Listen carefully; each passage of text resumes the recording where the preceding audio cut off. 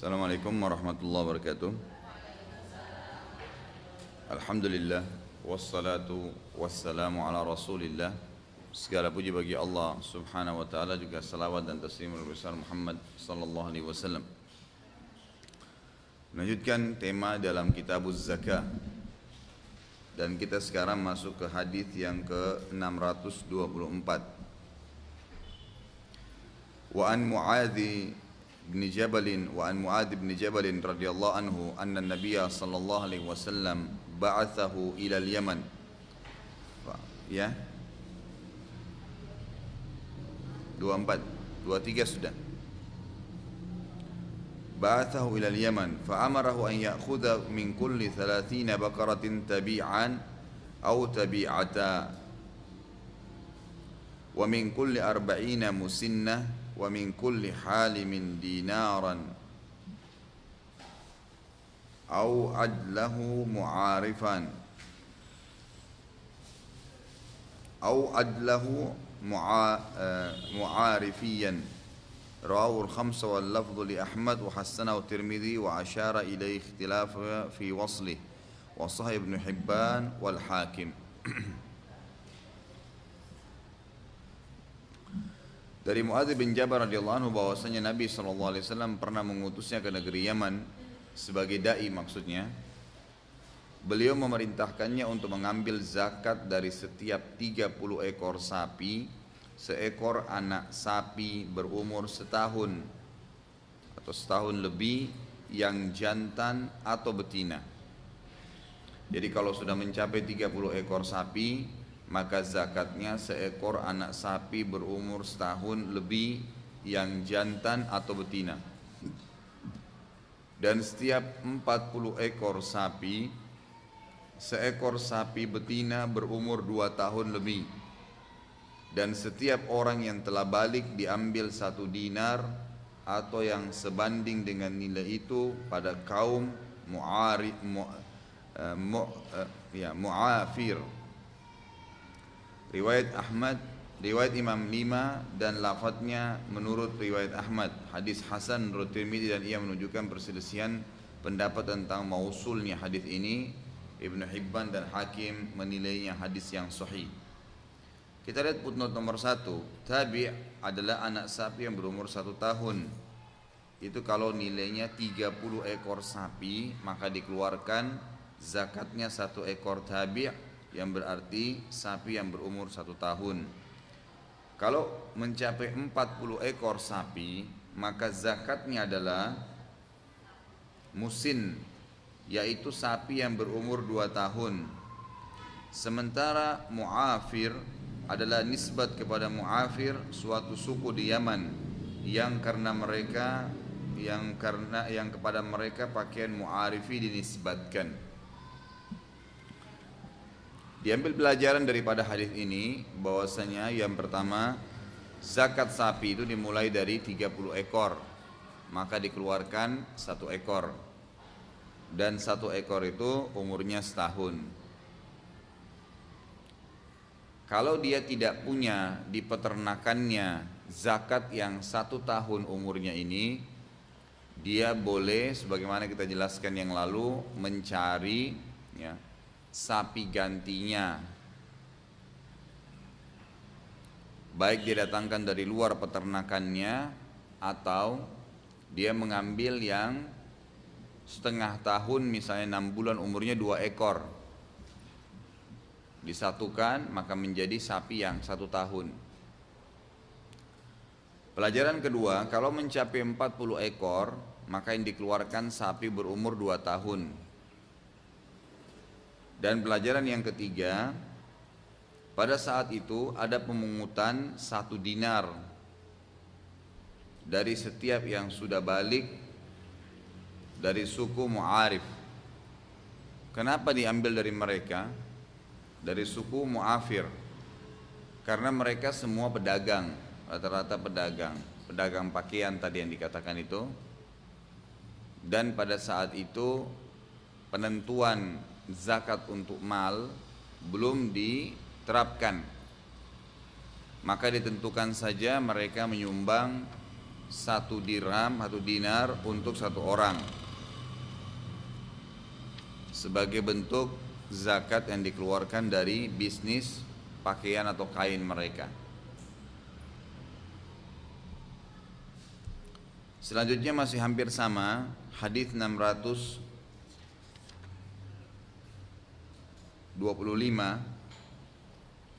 wa an Amri bin Syu'aib an abihi an jaddi radhiyallahu anhu qala qala Rasulullah sallallahu alaihi wasallam tu'khadhu sadaqatul muslimina ala miyahihim rawahu Ahmad wa Abi Dawud aidan la tu'khadhu sadaqatuhum illa fi durihim.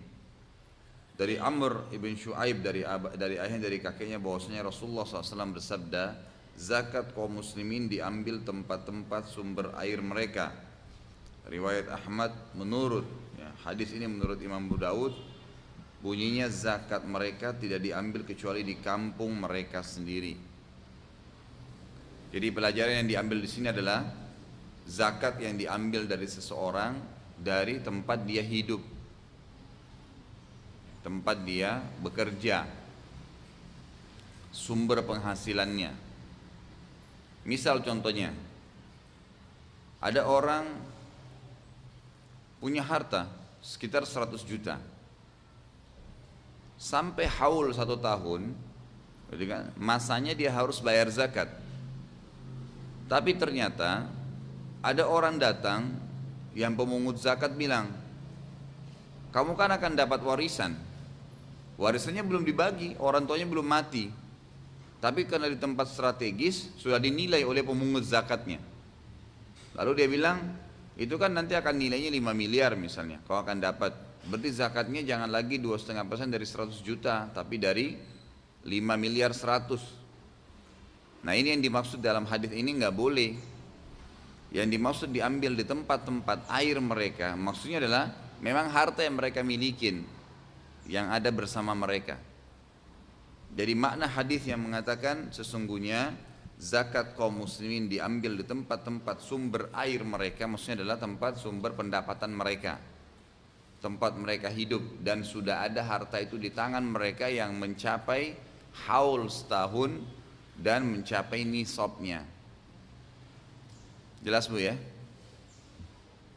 Baik, 626 wa Nabi Hurairah anhu qala qala Rasulullah sallallahu alaihi wasallam laisa 'alal muslimi fi 'abdihi wala farasihi sadaqah. Rawahu al-Bukhari wa Muslim, laisa fil 'abdi sadaqatun illa sadaqatul fitr. 626 menjelaskan tentang tidak adanya zakat kepada kendaraan yang ditunggangi. Mobil, motor, kapal, kecuali memang diniatkan untuk investasi. Ibu beli mobil untuk ditransaksi jual belikan. Pesawat misalnya, kalau kita pakai pribadi, maka nggak ada zakatnya. Walaupun mahal nilainya ya. Tapi kalau pesawat dikomersialkan, maka ada zakatnya. Apapun sifatnya kendaraan, tunggangan, kapal, pesawat, mobil, apa saja ya. Kalau niatnya untuk dipakai pribadi maka tidak ada zakatnya. Tapi kalau sudah niat investasi atau dikomersialkan, beli untuk dijual atau dipakai atau disewakan, maka berarti sudah ada zakatnya. Mobil disewakan juga begitu sama. Di sini dikatakan, artinya dari Abu Hurairah anhu bahwasanya Rasulullah SAW bersabda, tidak wajib zakat bagi orang Islam atas hambanya, hamba sahaya ya. Jadi kalau misalnya terjadi peperangan, lalu orang Islam menang, akan banyak hamba sahaya yang diperebutkan dari medan perang. Itu jumlahnya bisa kadang-kadang ribuan orang. Di zaman Nabi SAW itu bisa ribuan orang yang menjadi hamba sahaya, diperjualbelikan di pasar. Ibu beli, ibu punya misalnya 100 orang hamba sahaya. Niatnya investasi atau tidak? Tidak ada zakatnya kalau hamba sahaya. Begitu pula dengan kuda. Begitu pula dengan kuda. Makanya Abbas dan Ali radhiyallahu anhuma, paman dan sepupu Nabi SAW terkenal memiliki banyak sekali budak, hamba sahaya, gitu kan. Sampai di zaman Umar itu mereka punya budak memenuhi rumah-rumah mereka, tapi nggak ada zakatnya, nggak ada zakat. Walaupun itu ada nilai. Hamba sahaya itu misalnya kita beli hari ini 1 juta harga satu orang, terus ternyata kita bisa jual besok, ada yang mau beli karena dia orangnya rajin 2 juta, tetap nggak ada zakatnya. Di hamba sahaya nggak ada zakatnya. Ini yang diambil pelajaran dari 626. Kata Nabi SAW, tidak ada wajib zakat bagi orang Islam atas hambanya dan kudanya. Kuda artinya tunggangannya, mobil, motor tadi, nggak ada zakatnya. Riwayat Bukhari, menurut riwayat Muslim tidak ada zakat bagi hamba kecuali zakat fitrah. Maksudnya adalah kalau ibu-ibu punya hamba sahaya di rumah, 2 orang misalnya, lalu kita mau mengeluarkan zakat fitrah, bukan zakat harta ya, Idul Fitri, warin beras, maka kita keluarkan zakat fitrah juga atas nama mereka. Kita keluarkan juga zakat fitrah atas nama mereka. Kalau zakat mal, maka mereka tidak masuk dihitung walaupun mereka termasuk ya orang yang bisa diperjualbelikan. Kemudian 627 masih kembali kepada zakat hewan lagi. Wa an Bahz bin Hakim an abihi an jaddihi radhiyallahu anhum qala Rasulullah sallallahu alaihi wasallam fi kulli sa'imati ibl fi 40 bintu labun la tufarraqu iblun an hisabiha man a'taha mu'tajiran atau mu'tajiran biha falahu ajraha wa man mana'aha fa inna akhiduha wa syatra malih azmatan min azamati rabbina la yahillu li ali Muhammadin minha syai'.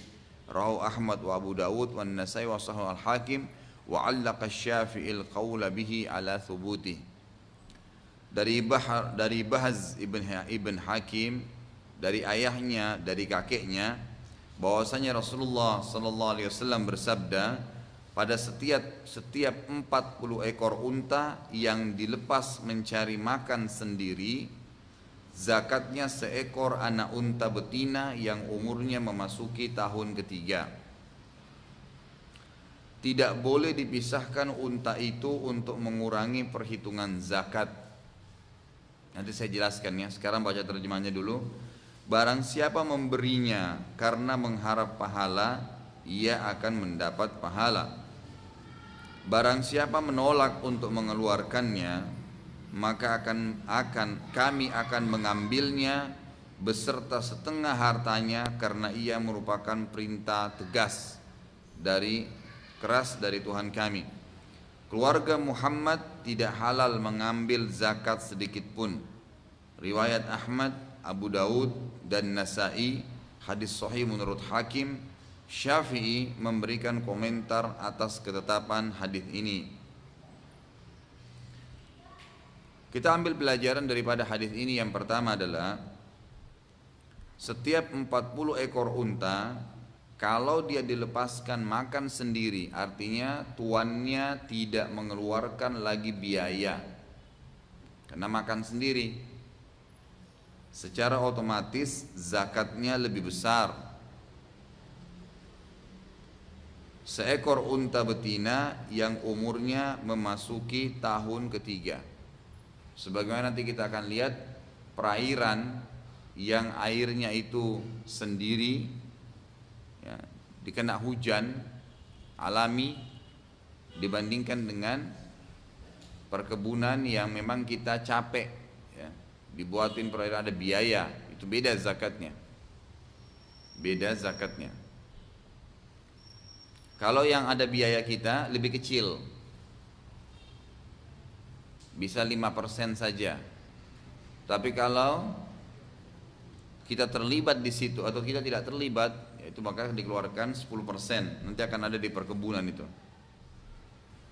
Jadi pelajaran pertama, kalau 40 ekor unta dilepaskan mencari makan sendiri, maka zakatnya seekor anak unta betina yang umurnya memasuki 3 tahun ketiga. Pelajaran kedua, ya, unta yang dilepaskan sendiri, misal ibu punya perkebunan 40 ekor unta atau 32 ekor unta, dilepas makan sendiri. Ada 8 ekor ibu pelihara simpan di kandang di belakang rumah. Kalau perhitungan zakat digabungin, nggak boleh dipisah, tetap digabung. Ini yang dimaksud tadi, tidak boleh dipisahkan unta itu untuk mengurangi perhitungan zakat, digabung semua. Sama kemarin waktu kita bahas kambing, sama juga sapi. Jadi walaupun ada yang kita pelihara tetap sama. Kemudian dikatakan pelajaran yang ketiga, barang siapa memberinya karena mengharap pahala. Di sini sebenarnya bukan memberinya ya, mengeluarkannya, membayarnya, zakat maksudnya tadi. Jadi kalau bahasanya mau lebih rapi, barang siapa yang mengeluarkan zakatnya karena mengharap pahala, itu langsung difahami tuh. Tapi kalau barang siapa yang memberinya karena mengharap pahala, memberi apa nggak jelas. Jadi barang siapa yang mengeluarkan atau mengeluarkan zakatnya karena mengharap pahala, maksudnya tadi untanya ya, ia akan mendapatkan pahala. Barang siapa yang menolak untuk mengeluarkannya, orang nggak mau bayar zakat hewannya tadi, apa yang terjadi? Kami, kata Nabi SAW, kata-kata kami masuk semuanya, pemerintah Islam atau siapapun yang diberikan wewenang untuk memungut zakat dari pihak pemerintah Islam, kami akan mengambil tadi zakat itu, 1 ekor unta yang sudah berumur 3 tahun dari pemiliknya beserta setengah hartanya. Jadi kalau dia punya harta 5 miliar, dia punya unta sudah 40 ekor, lalu yang 40 ekor itu dia nggak mau bayar zakatnya, 1 ekor unta, maka diingatkan oleh pemerintah setempat, kalau dia tidak mau, maka pemerintah itu punya hak untuk datang mengutus orang mengambil zakatnya tadi 1 ekor unta yang sudah 3 tahun, berikut diambil setengah harta dia semua. Kenapa? Beliau jelaskan di sini, kata Nabi SAW, kami akan mengambil zakat tadi beserta setengah hartanya karena itu, ya, sebenarnya bukan iya ya, itu kembali ke benda. Kalau iya kan kembali kepada manusianya ya. Karena itu merupakan ya, penegasan dari Tuhan kami. Perintah keras ini enggak tepat bahasa Indonesianya. Ya. Penegasan dari Tuhan kami.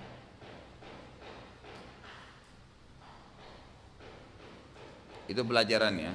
Pelajaran yang selanjutnya yang kita bisa ambil yang keempat adalah keluarga Nabi Muhammad SAW tidak boleh, haram hukumnya makan zakat, nggak boleh nerima zakat sampai hari kiamat. Siapapun mereka, kalau memang jelas jalur keturunannya dari Nabi SAW, maka nggak boleh makan zakat.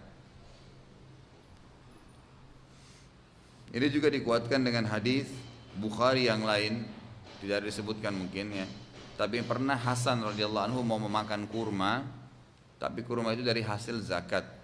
Maka Nabi SAW menyuruh Hasan untuk melepaskan dari tangannya sambil berkata, tidakkah kau tahu bahwasanya zakat itu ya sesuatu dari kotoran harta manusia, tidak layak dikonsumsi oleh keluarganya Muhammad. Jadi keluarga Nabi SAW tidak bakal terima zakat. Sampai ulama mengatakan termasuk kalau ada keluarga Nabi SAW jelas keturunannya dan dia masuk dalam kategori 8 golongan yang menerima zakat. Sudah tahu kan 8 golongan itu ya? Dia masuk misalnya salah satu dari fakir atau orang miskin, atau siapa saja dari 8 golongan tersebut, tetap dia tidak terima zakat. Dia boleh diberikan sedekah, bantuan, tapi tidak ada zakat. Mereka tidak boleh menerima zakat. Ini yang kita bisa ambil dari hadis 627. 4 poin, dan yang terakhir adalah tambahan berhubungan dengan keluarga Nabi SAW tidak boleh terima zakat. Tentu di sini masuk dalam keluarga Nabi, istri-istrinya, anak-anaknya, keturunannya, gitu kan? Itu semua masuk dalam keluarga Nabi Sallallahu Alaihi Wasallam. Kemudian 628 adalah wa an Aliin radhiyallahu anhu qala Rasulullah sallallahu alaihi wasallam idza kanat laka mi'ata dirhamin wa hala 'alaiha al-haul fa fiha khamsatu darahim wa laysa 'alaika syai'un hatta yakuna laka 20 dinaran wa hala 'alaiha al-haul fa fiha nisfu dinar fama zada fa bihisabin dzalik وليس في مال زكاة حتى يحول عليه الحول رواه داود وهو حسن وقد اختلف في رفعه.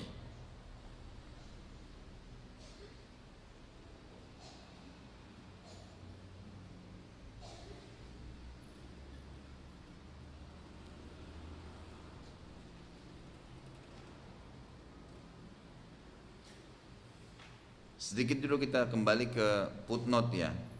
Hadis yang 627 ada tulisan tadi di bawah itu dikatakan Syafi'i memberikan komentar atas ketetapan hadis ini. Lihat ya. Di halaman 234 di footnote nomor 1 tertulis kakeknya adalah Muawiyah bin Haidar radhiyallahu anhu, maksudnya si sahabat tadi ya. Bahz ibn Hakim an abihi an jaddi. Perawi hadis yang pertama. Kemudian Imam Syafi'i berkata, para ahli hadis tidak menilai hadis ini sahih. Seandainya sahih niscaya kami menggunakannya sebagai hujjah. Artinya Imam Syafi'i nggak setuju. Tadi pemerintah bisa mengambil bagi orang yang tidak mau bayar zakat setengah hartanya. Beliau tidak setuju dengan itu. Secara pribadi ya. Ibnu Hibban berkata, Bahaz banyak membuat kesalahan dan seandainya tidak ada hadis ini niscaya saya memasukkannya sebagai rawi yang thiqah. Hadis ini menunjukkan bahwasanya imam dapat mengambil zakat secara paksa dari orang yang tidak mau membayarnya, dan hal ini telah disepakati dengan adanya serangan Abu Bakar bersama para sahabat terhadap orang-orang yang enggan membayar zakat. Artinya memang sebagian besar ulama mengatakan tetap berlaku sesuai dengan perilaku Abu Bakar pada saat menyerang mani'uz zakah. Jadi waktu Nabi Muhammad SAW meninggal, itu ada suku-suku Arab yang tidak mau bayar zakat lagi. Mereka mau bayar zakat hanya pada zaman Nabi SAW dan hanya pada Nabi. Setelah Nabi meninggal maka tidak mau lagi mereka membayar zakat. Apa yang terjadi? Abu Bakar memerangi mereka. Abu Bakar memerangi mereka. Jadi di sini diberikan gambaran bagaimana pemerintah itu bisa mengambil ya secara paksa atau mengembalikan mereka membayar zakat yang harusnya mereka keluarkan. Kita kembali ke terjemahan 628 dari Ali radhiyallahu anhu bahwasanya Rasulullah sallallahu alaihi wasallam bersabda, apabila engkau memiliki 200 dirham yang telah melewati setahun, maka zakatnya 5 dirham. Berarti 2,5% ya. Tidak wajib atasmu zakat kecuali engkau memiliki 20 dinar dan telah melewati setahun, maka zakatnya 1/2 dinar.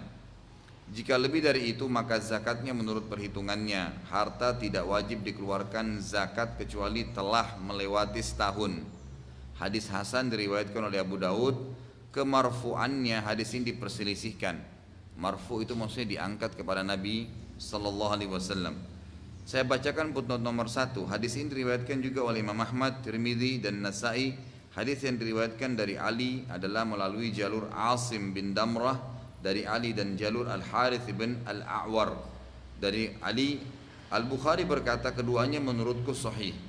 Qadhi Iyad menjelaskan bahwasanya Abu Ubaid berkata, sungguhnya dirham itu tidak diketahui kepastian harganya hingga datang masa pemerintahan Abdul Malik bin Marwan. Ia mengumpulkan para ulama lalu mereka menetapkan bahwasanya 10 dirham sama dengan 7 mithqal.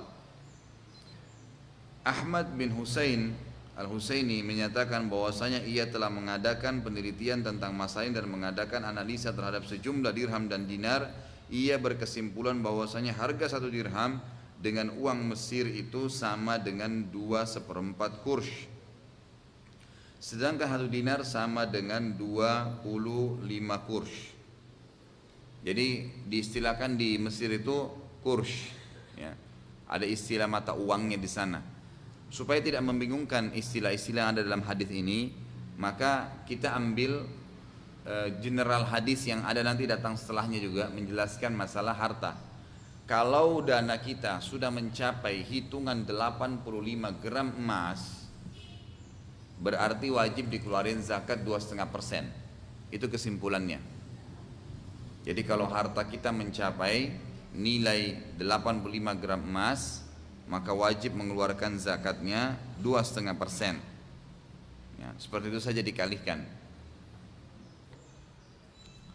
629 Wali Tirmidzi an Ibnu Umar radhiyallahu anhuma man istafada malan fala zakata alaihi hatta yahulu alaihi al-haul war rajih waqfu.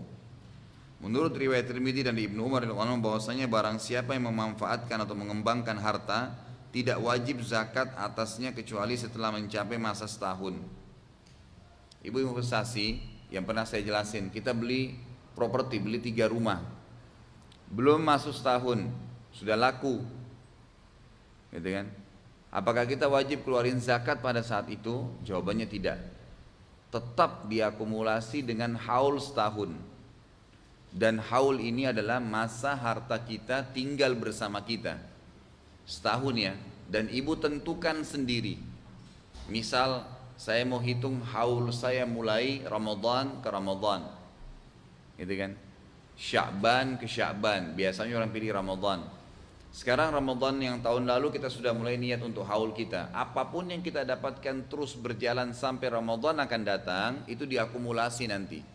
Diakumulasi di Ramadan akan datang, kita tutup buku. Setelah dikeluarkan 2 hal. Kebutuhan yang kita sudah pakai dan hutang.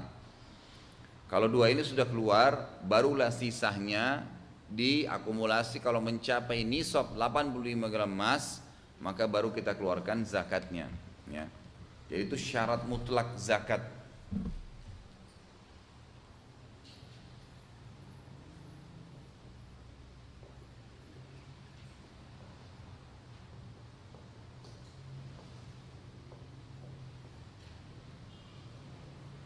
Ini syarat pertama, ya.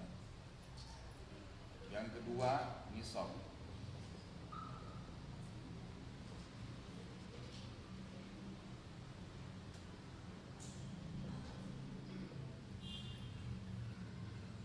Permanen, ya.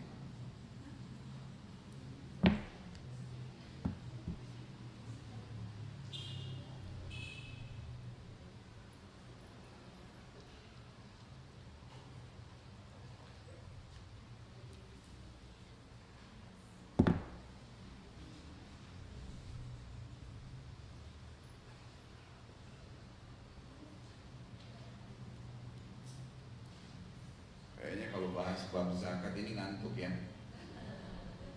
Tapi memang kitabnya bahas bab itu gimana? Sekarang yang dalam zakat harta kita, 2 ini yang pas ibu perhatikan saja. Istilah haul, yaitu masa setahun harta kita tersimpan dan diinvestasikan. Dan haul ini ibu yang tentukan sendiri. Misal yang paling sering orang gunakan Ramadan, supaya gampang diingat dan pahalanya lebih besar. Contoh Ramadan 1435 Hijriah. Mulai ibu niatkan untuk haul saya Ramadan yang lalu, ya. Berarti dia otomatis Ramadan 1436 Hijriah sudah dihitung. Kita tutup buku pribadi. Keluarkan 2 hal. Pada saat kita mau hitung, kita keluarkan 2 hal. Yang pertama yang kita keluarkan adalah hutang. Yang kedua kebutuhan. kebutuhan pokok.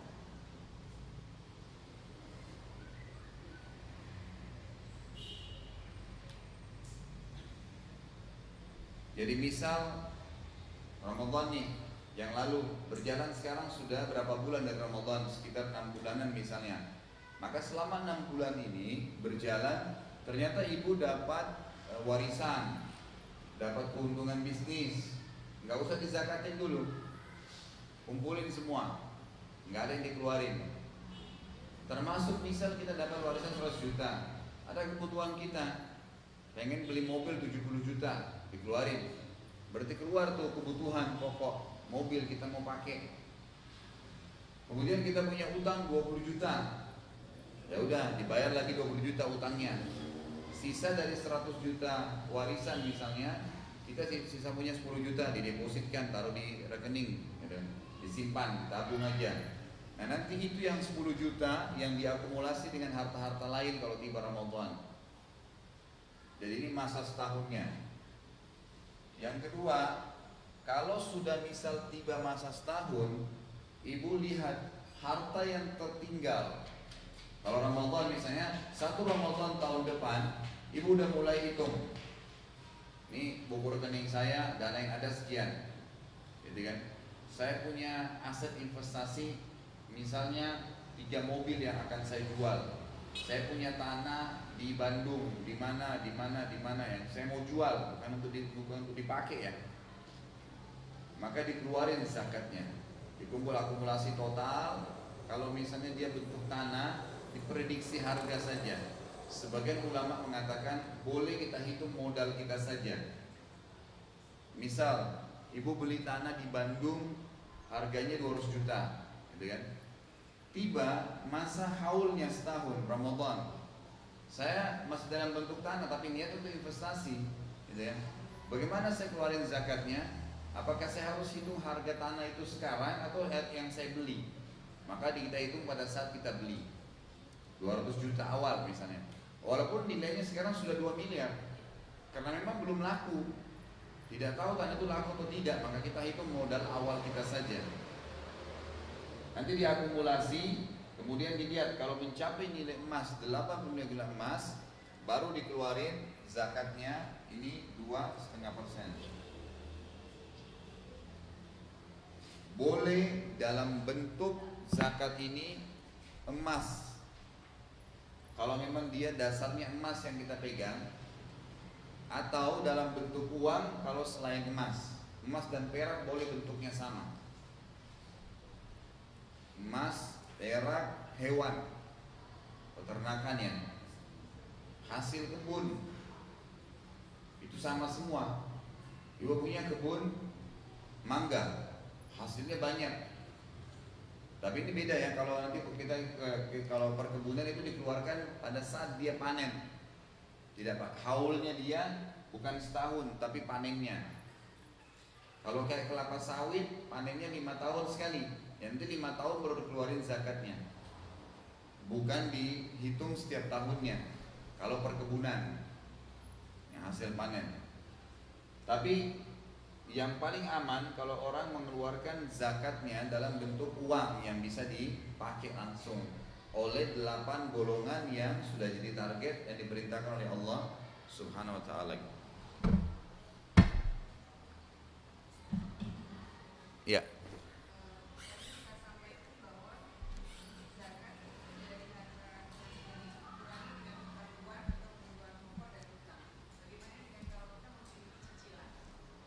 Masuk hutang itu. Cicilan itu hutang.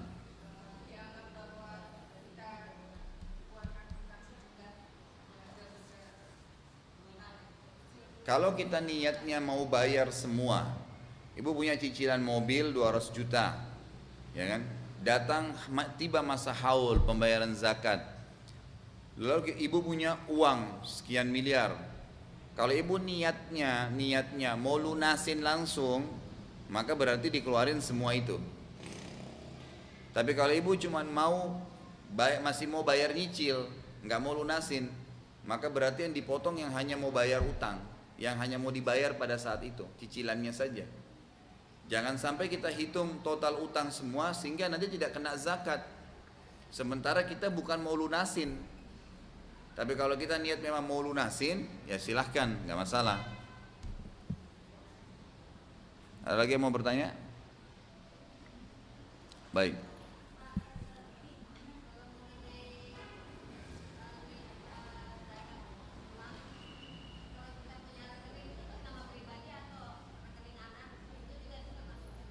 Kalau itu hartanya ibu tetap masuk.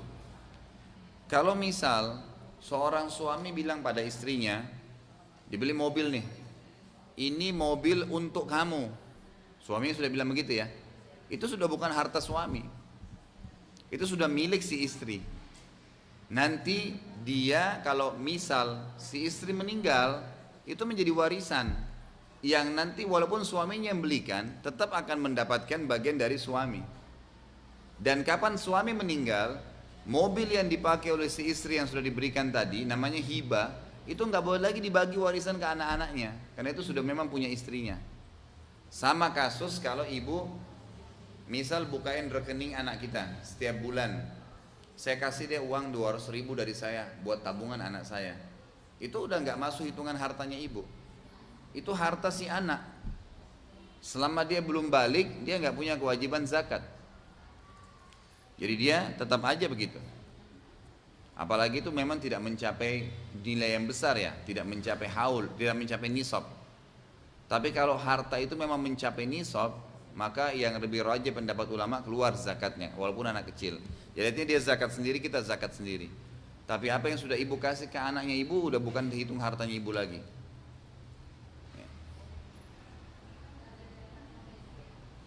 Ya, zakat profesi nggak ada dalam Islam. Zakat profesi itu hanya pendapat Dr. Yusuf Qardawi. Beliau waktu ditanya, beliau mengeluarkan fatwa adanya zakat profesi. Karena banyaknya orang khawatir tidak bisa hitung zakatnya akhir bulan. Maka dibuatlah sistem. Misal seorang pegawai punya gaji 5 juta per bulan. Ibu baru masuk kantor nih, baru masuk kerja, belum terima gaji sama sekali. Pegawai baru, tapi ditentukan gaji ibu 5 juta per bulan.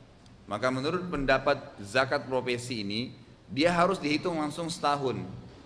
5 juta kali 12 bulan, 60 juta kan. Dilihat 60 juta ini mencapai nisab enggak? 80 negara emas. Kalau senilai dengan itu, maka dia wajib keluarin zakat 2,5% setiap bulan terima gaji. Tapi ini enggak benar. Dibantah oleh para ulama. Karena zakat itu harus keluar dua ini tadi, hutang dan kebutuhan.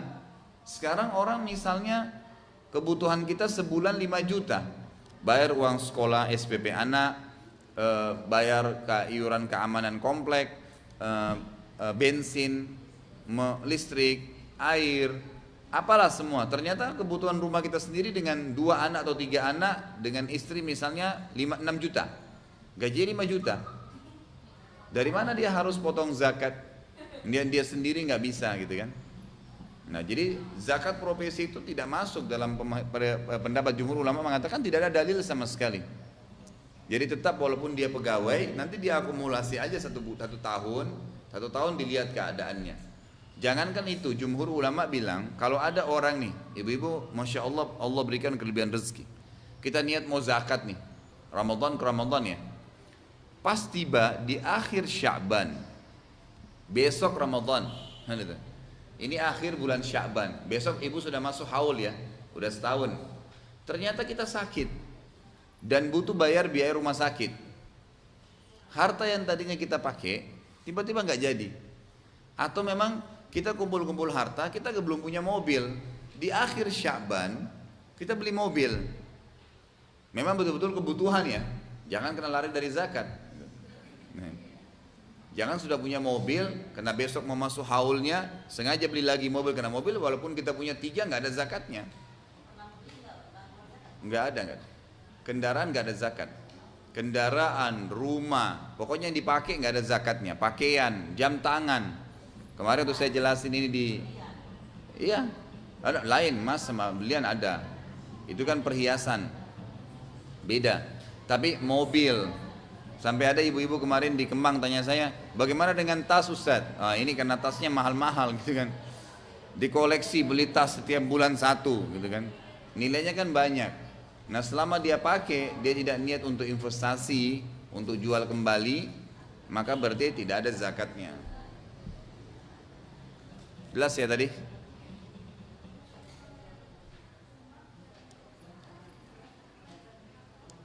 Enggak dengar saya ini.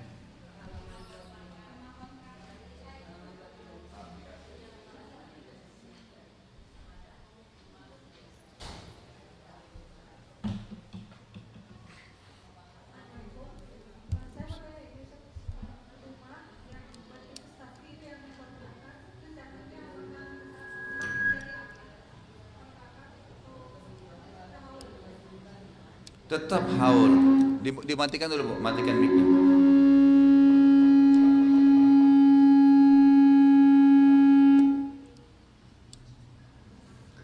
Jadi, kenapa ya?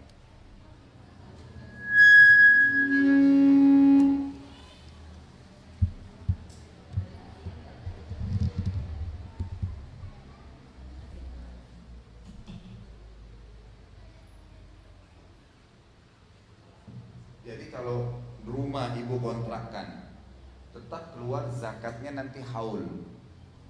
Misal kita kontrakin nih, niatnya setahun. Orang udah bayar duluan, kan sudah setahun ya. Itu nanti ibu tetap akumulasi aja. Simpan dia, keluarkan pakai kebutuhan kita. Kebutuhan misalnya kebutuhan pokok, bayar utang, kebutuhan anak, dipakai nggak masalah. Kita sudah dapat setahun punya ya. Tapi dia masuk dalam akumulasi harta nanti, karena dalam Islam tidak ada zakat per item. Kalau per item itu rumit nanti, makanya akumulasi. Ibu dapat nih kontrakan 1 tahun, 2 bulan lagi ibu dapat warisan. Nanti ada ibu ikut investasi jual beli jilbab, dapat lagi, gitu kan? Nah itu nanti akumulasi total. Akhir tahun nanti di haul kita baru ditutup bukunya. Setelah dikeluarkan ini hutang dan kebutuhan pokok. Jadi tetap nanti ibu keluarin zakatnya setelah itu.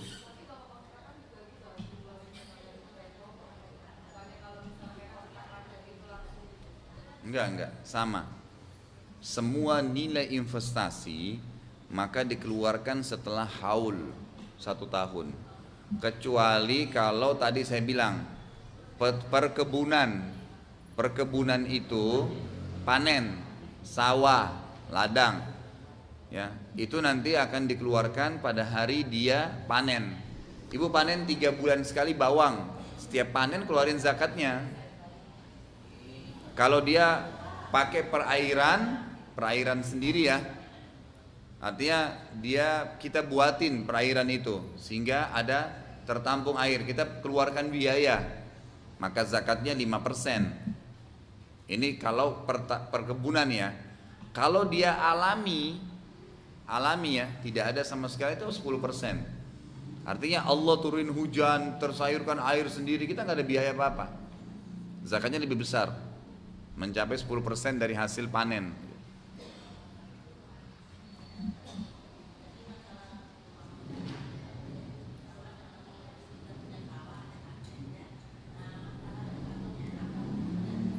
Rumah kontrakan, ibu juga punya sawah.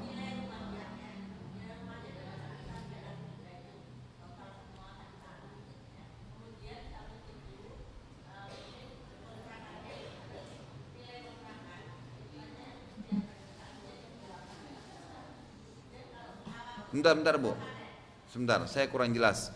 Kalau ibu punya rumah kontrakan, maksudnya zakat dia dikeluarkan nilai rumah semua atau hasilnya saja gitu?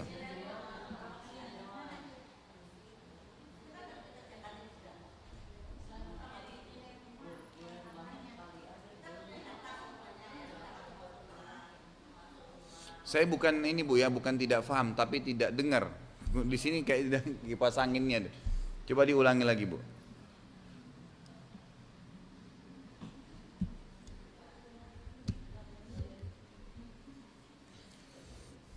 Maaf, Bu.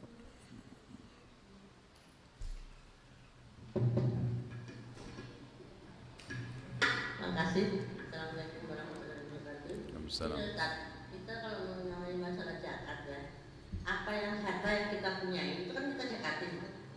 rutin setiap tahun.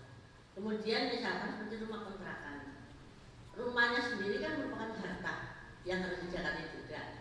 Kemudian mungkin nilai daripada kontrakannya itu kan mungkin 2%, itu mungkin kan pada waktu terima bisa juga kan kita langsung berikan zakatnya. Seperti panen ya. Saya biasanya kalau panenan itu biasanya begitu hasil panen itu sama yang ngelola ujalan itu dipotong zakatnya. Nggak tahu dia terserah mau diserahkan pada siapa. Tapi nilai daripada kebunnya sendiri, sawahnya sendiri kan merupakan harta kita, kan juga kita zakatin juga. Apa nggak begitu? Baik, jadi yang ibu tanya apakah termasuk asetnya kena hitungan zakat, gitu ya? Ini khilaf di antara ulama. Tapi yang pendapat yang lebih dekat kepada sunnah itu semua dinilai. Karena itu harta dihitung bergerak. Artinya gini, kita punya rumah nih kontrakan, dikontrakin ada hasilnya kan. Tapi rumah itu sendiri selalu naik nilainya. Satu waktu ibu jual, ibu beli 100 juta, nanti sudah 1 miliar, mungkin 5 tahun lagi. Itu kan sebagaimana sekarang kita tahu. Maka dia aset yang bergerak namanya. Dia tetap punya hak, punya nilai. Maka masuk dalam akumulasi. Dia dikeluarkan dalam akumulasi karena kita investasikan dia diinvestasi. Beda dengan rumah yang ditinggalin. Jadi kalau dia diinvestasikan di kontrak atau kita niat mau dijual, ya kan? Maka itu berarti dia masuk dalam hitungan harta kita. Harta yang dihitung dalam bahasa fikih itu harta yang bergerak dia sebenarnya. Dia tetap, tapi dia berfungsi. Kan gitu. Itu keluar zakatnya. Perkebunan kita luasnya 1 hektar, hasil panennya sekian. Apakah kebunnya dinilai juga sebagai aset atau tidak? Kalau ini kembali kepada hadis Nabi SAW, ayat Al-Quran yang menjelaskan kalau perkebunan yang dihitung adalah hasil panennya, gitu kan? Hasil panennya. Ya, ini makanya sekarang saya jelasin. Kalau ibu panennya itu untuk dijual, ibu beda ya. Misal ada orang punya perkebunan luas, dia bukan untuk dijual, untuk kesenangan. Begitu panen bagi-bagi orang, gitu kan? Untuk dia, keluarganya. Mungkin ada orang seperti itu. Maka ini zakatnya cuma diambil dari hasil panennya. Tapi kalau dia niatnya investasi perkebunan yang luas, memang ini adalah aset yang bergerak, dinilai semua. Jadi nanti dikeluarin hasil panennya, kalau ini nilainya. Nah, bagaimana caranya supaya bisa dinilai dan tidak terlalu banyak? Nilai dari uang yang kita beli awal, modalnya. Kebun ini saya beli 1.000 rupiah, sekarang sudah 1 miliar, nggak ada udah 1 miliar. Karena itu kita tidak jual, dia cuma aset bergerak. Nilai jual beli pertama berapa? Gitu aja. Atau kalau misal warisan, kebun itu warisan. Baik, pada saat saya terima warisan kebun itu, kira-kira tahun itu berapa nilai kebun itu? Biasanya itu orang nanya-nanya lah di situ ya. Sekitar 1 hektar kebun di sini harga berapa? Oh, per meternya 70.000 kali sekian. Udah tuh nilai awal itu kita pegangin. Karena dia tidak niat untuk dijual, tapi dia menghasilkan. Sama rumah kontrakan tadi, rumah itu nilainya saya beli 100 juta, tiap bulan atau tiap tahun saya terima kontrakan. Sekarang rumah itu sudah 1 miliar, lalu mana yang saya hitung? Yang dihitung 100 juta modal awal, bukan lagi nilai dia sekarang rumah itu, kecuali ibu mau jual atau sudah dijual, baru akumulasi total pendapatan. Paham Bu ya? Nah, jadi seperti itu gambarannya.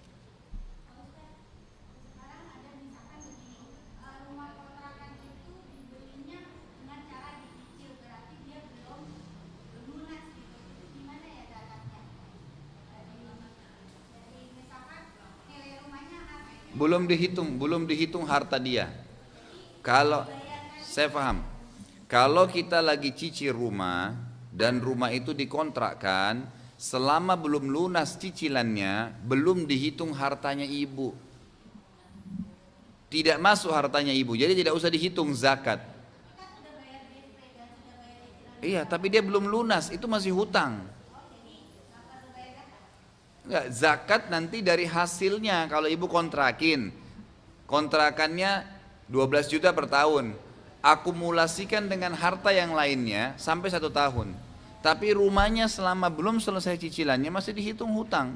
Belum punya kita belum pegang suratnya. Maka itu tidak masuk dalam zakat. Karena belum aset. Ya. Walaupun dia sudah menghasilkan ya.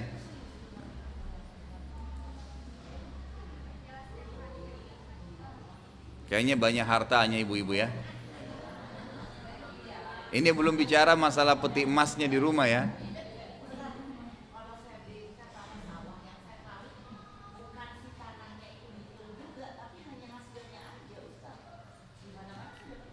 Itu panennya, hasil. Loh dia aset bergerak. Sekarang kalau ibu jual satu waktu, nggak bisa, mana dalilnya mana bu, nggak bisa, itu aset, itu harta kita. Harusnya harus ada penjelasan dalil kalau memang dia bilang begitu.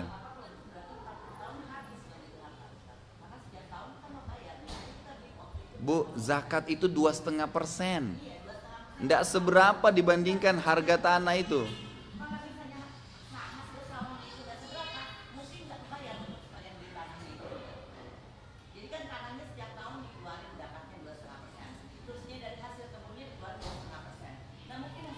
Loh, kalau begitu dia tidak wajib zakat dong bu.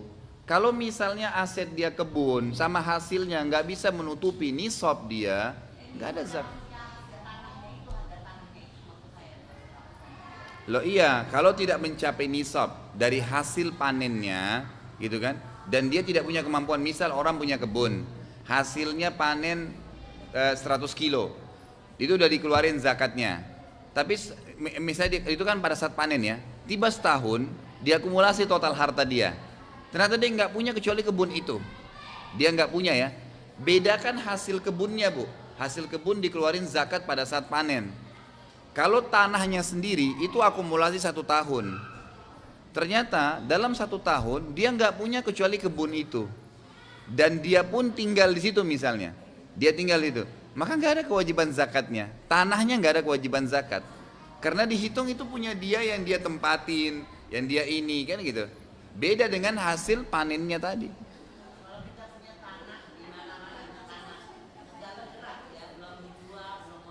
Niatnya untuk apa? Ya, pokoknya kalau gini bu, kalau ibu beli aset, tanah, rumah, niatnya investasi atau digerakkan tadi, maka dia ada zakatnya. Kalau kita beli, ibu punya 10 rumah pun, 10 villa di puncak, ada di Bandung satu, di Puncak satu, di Makassar satu, di mana-mana, ibu niatnya memang untuk ditinggalin. Anak-anak kalau mau datang deh sana misalnya, ada keluarga mau pakai silakan, nggak ada zakatnya. Karena dihitung kita mau tempatin. Tapi kalau ibu dari awal niatnya saya mau beli villa ini, kalau ada yang mau beli saya langsung jual, misal, masuk dalam akumulasi. Karena kita niat investasi kan. Karena orang kalau niat jual begini bu ya, kalau ibu niatnya memang dasarnya mau jual, mau investasi, biasanya gini, ibu beli nih, ternyata sebulan kemudian temannya ibu tawar, saya mau beli deh, kita beli 1 miliar ditawar 1,5 miliar, kita jual kan, karena niatnya investasi. 2,5%, tapi itu bukan pada saat laku ya. Itu nanti ibu akumulasi dengan total harta kita setelah 1 tahun. Karena bisa saja, kalau ibu keluarin langsung, nanti akan mengganggu perhitungan harta yang lain. Makanya dalam Islam tadi saya tekankan tidak ada per item.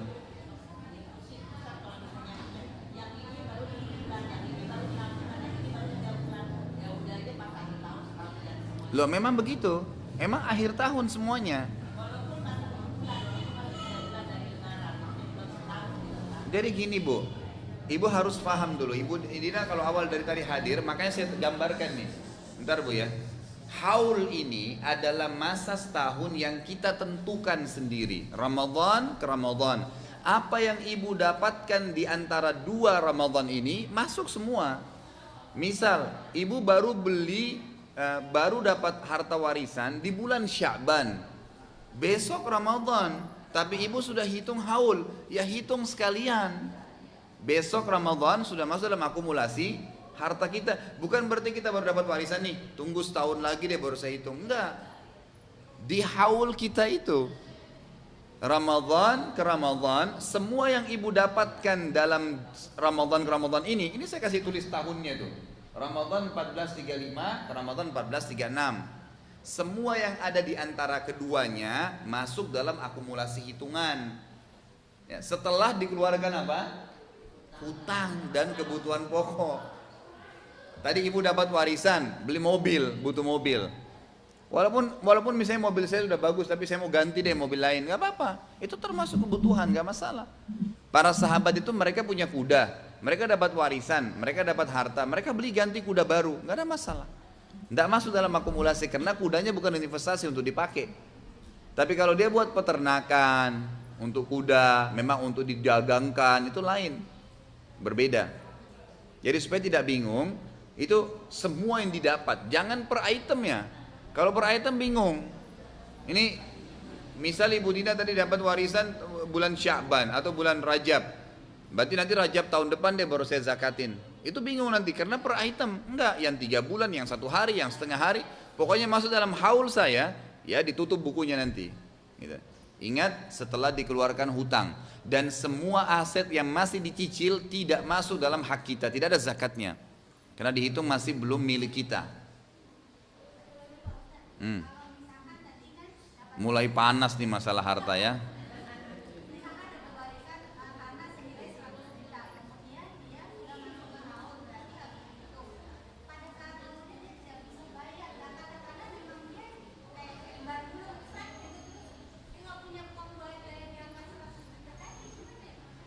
Baik, pertanyaan yang bagus ya.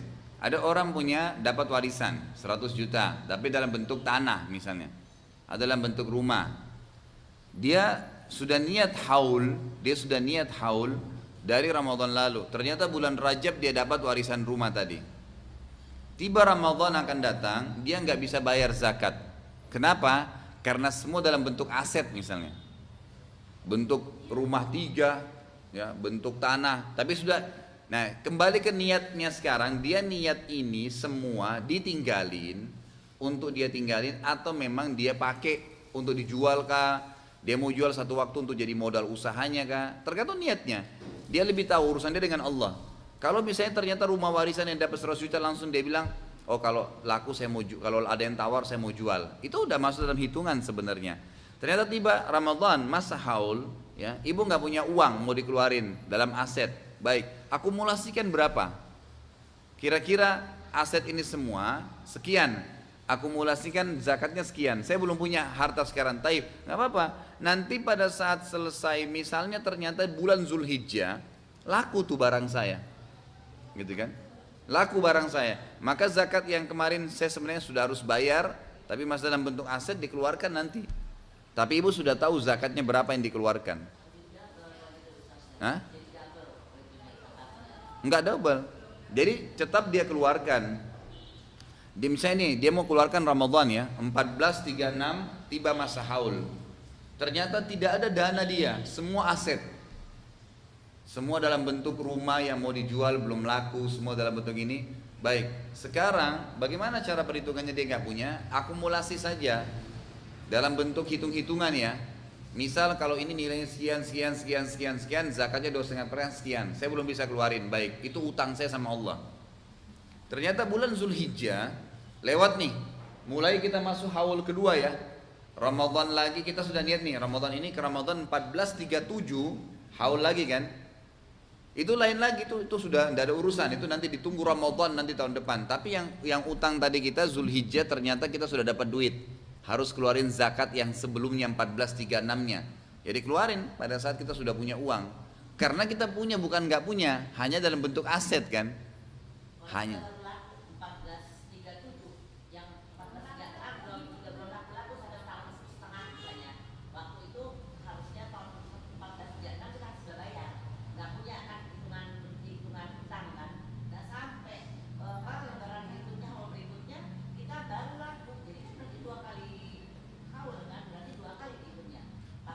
Jadi ya, jadi dia hanya dia dihitung jadi per tahunnya.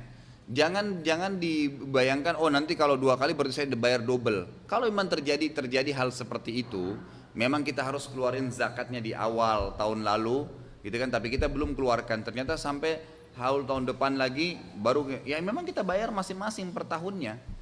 Jadi sebenarnya tidak ada istilah double, tapi memang dia harus keluarkan per tahun. Kalau kita bahasakan nanti double dong, nanti double, nanti kita merasa seperti beban. Enggak, memang dia harus keluarin per tahun karena sudah aset bergerak. Sekali lagi ya, kalau untuk ditinggalin, niatnya untuk ditaruh, itu enggak ada zakat. Memang kita mau pakai. Ini nanti saya mau pakai buat anak saya deh, nggak masalah, itu tidak ada zakat. Gitu. Ya, memang innamal a'malu binniyat biasanya. Ada niatnya. Ibu misalnya lagi lewat nih di Cempaka Putih ada rumah bagus, beli deh. Untuk apa? Pasti ada maksudnya.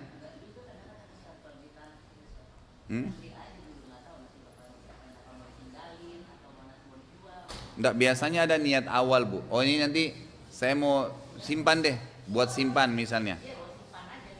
Baik. Simpan dari gini, Ibu harus paham sekarang. Kalau saya niat simpan, mau niat jual atau pakai, itu berhubungan dengan zakat soalnya.